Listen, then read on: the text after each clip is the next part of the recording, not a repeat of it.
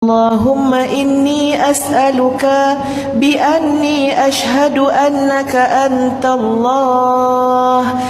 Bismillahirrahmanirrahim. Assalamualaikum warahmatullahi wabarakatuh. Hai saudaraku seiman, dimanapun kalian berada, semoga kalian semua dalam lindungan Allah Subhanahu wa Ta'ala dan selalu mendapatkan rahmatnya, karena Dialah Sang Maha Zat, Maha Besar, lagi Maha Perkasa. Amin ya Rabbal Alamin. Kali ini saya ingin berkisah tentang jenis-jenis mimpi yang ada di dalam Islam dan etika-etika yang harus kita lakukan sebelum tidur. Dan semua orang, khususnya umat Islam, pasti mengharapkan mimpi bertemu baginda besar, kiai besar, yaitu Nabi Muhammad Sallallahu Alaihi Wasallam, manusia yang paling sempurna di kolom bumi ini. Dan Nabi pun telah bersabda, barang siapa melihatku di dalam mimpi, maka ia akan bertemu denganku dalam keadaan terjaga, dan syaitan tidak dapat menyerupaiku. Dalam sebuah hadis yang diriwayatkan oleh Imam Muslim tentang mimpi-mimpi yang dialami oleh semua manusia, ada 3 jenis mimpi di dalam Islam.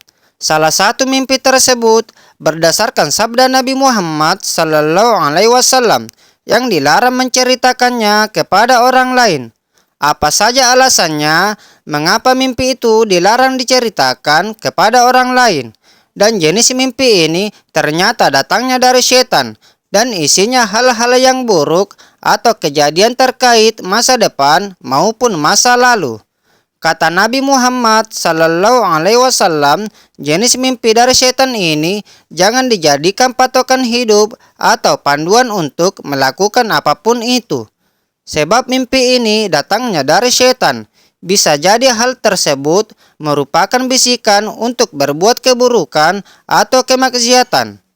Bisa juga mimpi tersebut bagus-bagus dan menyenangkan, tapi biasanya hanyalah tipu muslihat dari setan untuk menjerumuskan manusia agar kelak nanti bersamanya di dalam neraka jahanam. Na'udzubillah. Mengenal jenis-jenis mimpi di dalam Islam. Yang pertama, mimpi kabar gembira dari Allah. Mimpi ini isinya adalah kebaikan dan sebuah petunjuk bagi seorang muslim. Kata para ulama, setelah mimpi ini biasanya ada sesuatu yang tergerak dalam hati kita. Sesuatu yang mungkin bisa si pemimpi tersebut merasakannya dan berisikan hal-hal baik, serta mendorong manusia dan meningkatkan ibadahnya kepada Allah Subhanahu wa Ta'ala. Yang kedua, mimpi karena pikiran. Jenis mimpi ini bisa jadi karena aktivitas kita seharian atau apa yang dilakukan pada hari itu yang masih terbawa sampai kita mendapatkan mimpi tersebut. Dan ini yang paling sering terjadi dan terdengar di telinga kita. Serta mimpi ini kerap dinamai sebagai bunga-bunga tidur. Yang ketiga, mimpi dari setan.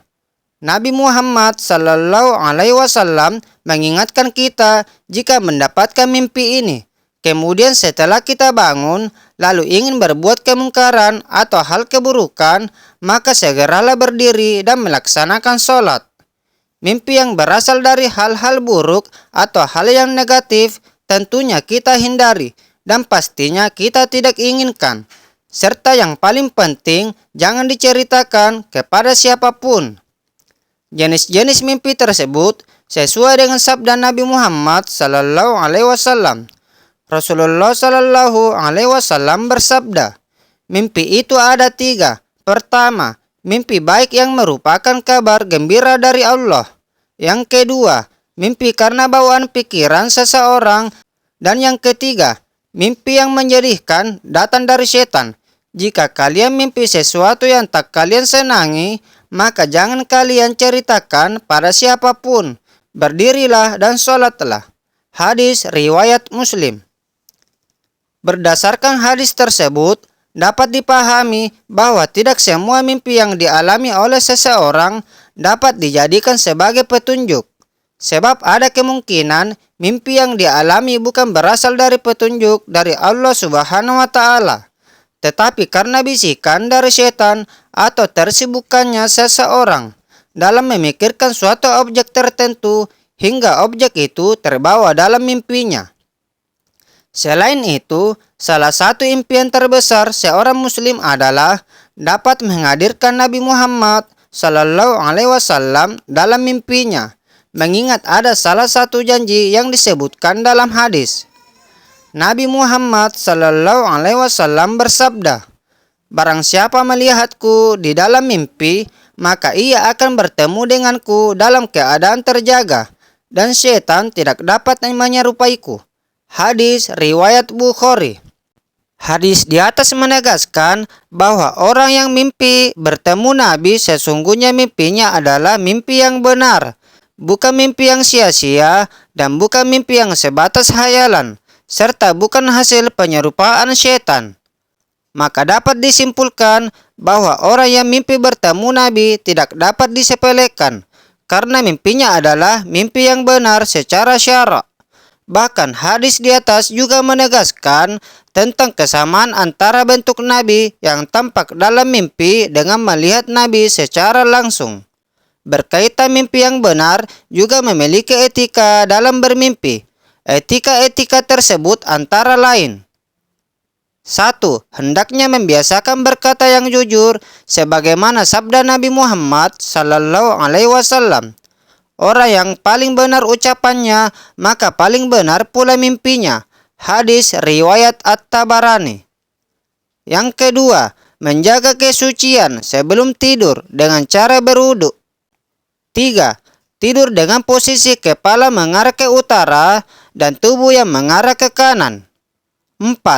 Larangan untuk menceritakan mimpi kepada orang yang menghasutmu, sebagaimana dijelaskan di dalam Al-Quran. Dia ayahnya berkata, "Wahai anakku, janganlah engkau ceritakan mimpimu kepada saudara-saudaramu. Mereka akan membuat tipu daya untuk membinasakanmu. Sungguh setan itu musuh yang jelas bagi manusia." Surah Yusuf ayat 5. Yang kelima, larangan untuk berdusta atau berbohong tentang ihwal mimpi. Demikian kisah mengenai mimpi menurut Islam. Dan barang siapa yang mimpi buruk, berarti mimpinya itu dari setan. Artinya jangan diceritakan kepada siapapun, karena Nabi Muhammad Sallallahu Alaihi Wasallam telah melarang umatnya untuk menceritakan mimpi tersebut. Dan semoga kita bisa bertemu dengan Nabi Muhammad Sallallahu Alaihi Wasallam di dalam mimpi dan di akhirat kelak nanti. Amin ya rabbal alamin. Semoga kisah ini bermanfaat dan dapat dijadikan pelajaran. Kurang lebihnya mohon dimaafkan. Yang benar semua datangnya dari Allah Subhanahu wa Ta'ala yang Maha Benar. Dan jika ada yang salah atau melenceng, semuanya datang dari saya pribadi tentunya. Sampai ketemu lagi di kisah-kisah selanjutnya di channel Zira Islamiyah. Assalamualaikum warahmatullahi wabarakatuh.